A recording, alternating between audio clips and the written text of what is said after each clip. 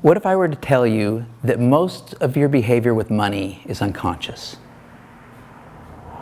Think about that for a second. We all have unconscious beliefs and emotions around money, and they impact the choices we make and how we plan for the future, or even if we plan for the future.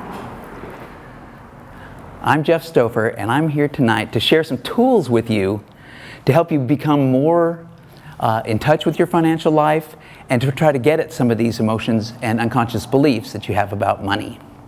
I use this survey whenever I have anyone come into my office for a complimentary meeting to discuss their finances, and it's a great discussion tool. So the first thing I do is I'm looking for ones and twos, right? The areas where people are dissatisfied, because part of the idea of doing financial planning is to sort of take charge of your finances and bring some of those scores up. But then there's also the idea here that there's a bunch of areas that maybe you don't normally associate with your financial life, like things like the insurance and things like that.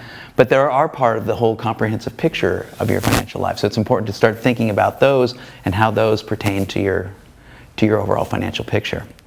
Oh mon Dieu! Where is the waiters?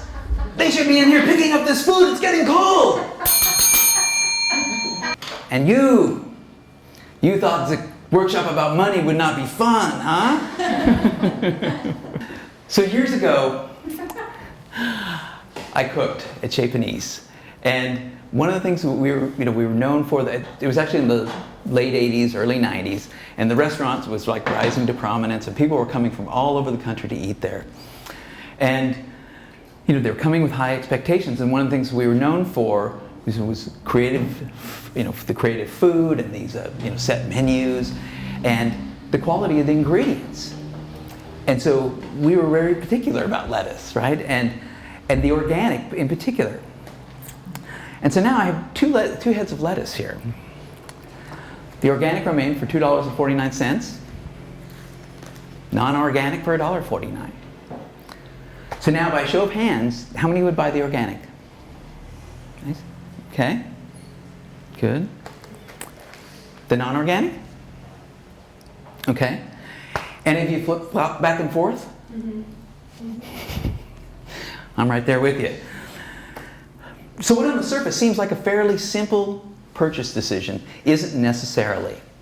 And you would think a guy that's cooked as long as I have and been sort of almost like brought up with the idea that this is the best. I've caught myself at times in the supermarket standing in front of the lettuce, and I'll be frozen there. And there's this battle going on inside my head.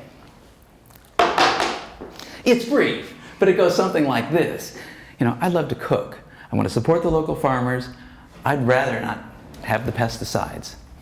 But there's a loud and insistent voice in the back of my head that says, Jeff, get the one for $1.49 and save $1. And I got to ask myself, what the heck is that about? Because it actually leads to the next question, do we spend our money on what matters most? So next we're going to take a look at money scripts. And these are things that you probably heard growing up. And you heard them so often that you start to believe them. And just simple things like money doesn't grow on trees. But they do tend to be unconscious. We just heard them so long that we tend to accept them. And so the idea now of these money scripts, I'm going to read some of these out to you. I'll read them twice. And you're going to either agree with the green one or disagree with the red. Okay? Money makes me happy. Money makes me happy. Agree or disagree? Second one. I will never be able to afford the things I really want in life. I will never be able to afford the things I really want in life. You have to take a stand. Take a stand. Got it? Okay, good. All right? Most of my problems could be solved with more money. Most of my problems could be solved with more money. Agree or disagree? Back to the point of there's lots of feeling and emotional words behind a lot of these beliefs. Neuroscientists have somehow determined that we only spend about 5% of our time using our conscious minds. And the rest of it is unconscious. And the best example I can think about this sort of thing is, you get in your car and you drive 45 minutes, you arrive at your destination, and you get out of the car and you have no idea how you got there. And somebody drove the car, but it was most likely your subconscious.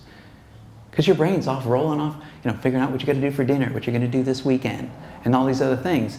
And so we spend so much of our time in this sort of unconscious place. So it really does suggest that it's difficult for us to make conscious choices around money.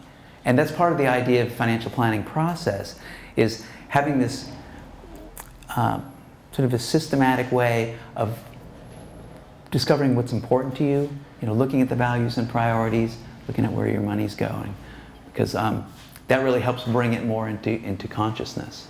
Spending money on what matters most is the closest you get to money buying happiness.